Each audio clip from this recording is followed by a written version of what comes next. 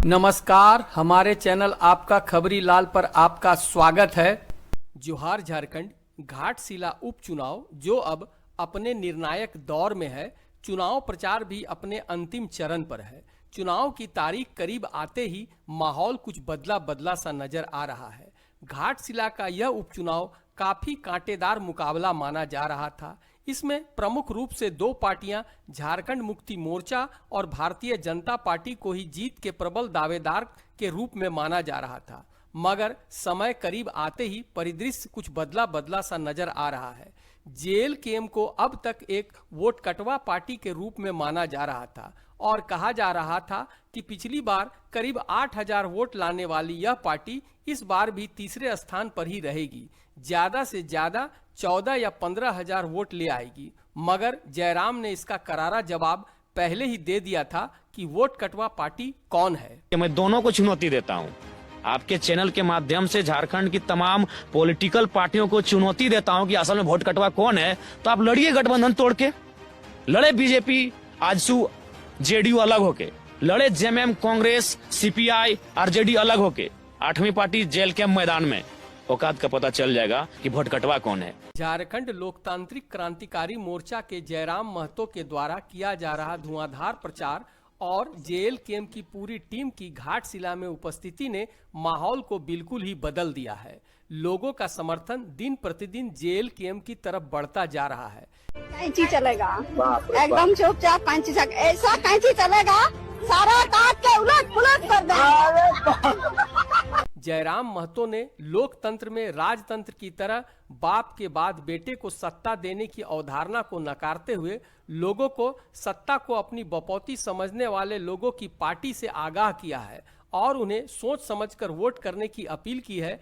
जिसका स्पष्ट असर नजर आ रहा है कि हम अपने वोट से अपना नेता को चुने।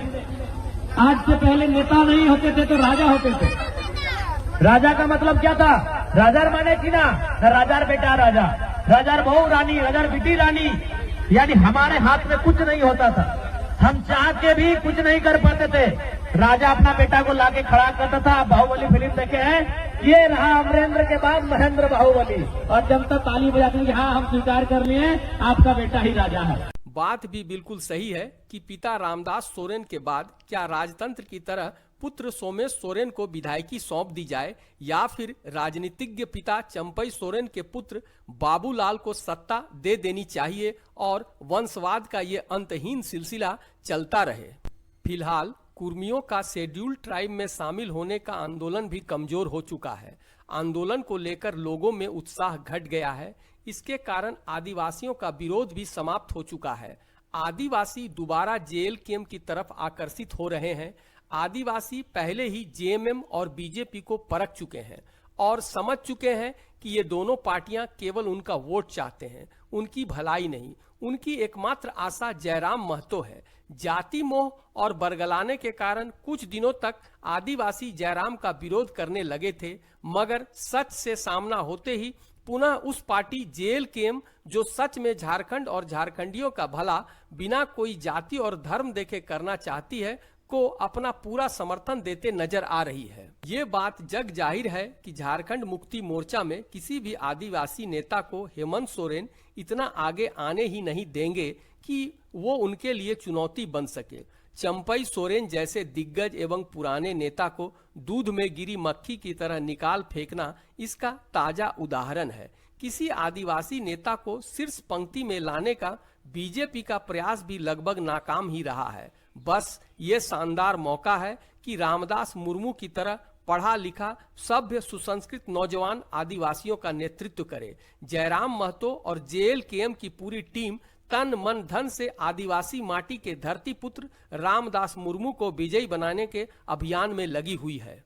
मैं उन लोगों से कहना चाहूंगा कि फिलहाल घाटशिला के चुनाव में 29 में आप क्या करेंगे नहीं करेंगे 29 में देखा जाएगा, लेकिन घाटशिला के चुनाव में मैं आपसे इतना तो आग्रह करूंगा कि एक सीट जीतने से ना बीजेपी ज्यादा उनको कुछ होने वाला है, ना सरकार को कुछ होने वाला है, लेकिन अगर एक सीट हम जीत जाते हैं तो आपको भी मालूम है अभी विधानसभा में बोलने के लिए क्या समय दिया जाता है कि जिस पार्टी का जितना विधायक हो उतना मिनट दिया जाता है। तो जेएलकेएम पार्टी का एक विधायक 1 मिनट दिया जाता है। अगर हम लोग घाटशिला को जीत जाएंगे तो 2 विधायक होगा तो 2 मिनट दिया जाएगा।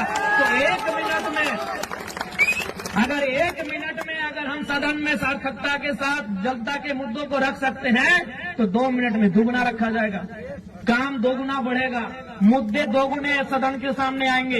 एकमात्र विधायक Jairam Mahato to the point, चाहे वो किसी भी मामला हो, स्थानीय नीति, विस्थापन नीति का मामला हो, स्थानीय नीति का मामला हो, या स्टूडेंट का मामला हो, या किसान का मामला हो, किसी का मामला हो, मैं टू दी पॉइंट बात को उठाने का काम करता हूँ। तो इसलिए यह चुनाव एक नया चुनाव होगा, एक नए तरीके का चुनाव होगा। और बिल्कुल आज इस राज्य की जनता को भी तय करना है कि इस राज्य का भला कैसे होगा, इस राज्य के युवाओं को उनका अधिकार कैसे मिलेगा, इस राज्य की महिलाओं को उनका अधिकार कैसे मिलेगा।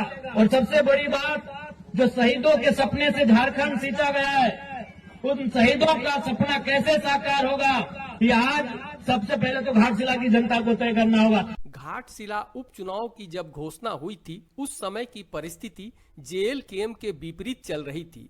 जेएलकेएम की घोर विरोधी पार्टी आजसू ने आदिवासियों के बीच जयराम महतो को बदनाम करने और कमजोर करने का जोरदार अभियान चलाया था, जिसमें कुछ हद तक वे सफल भी हुए थे।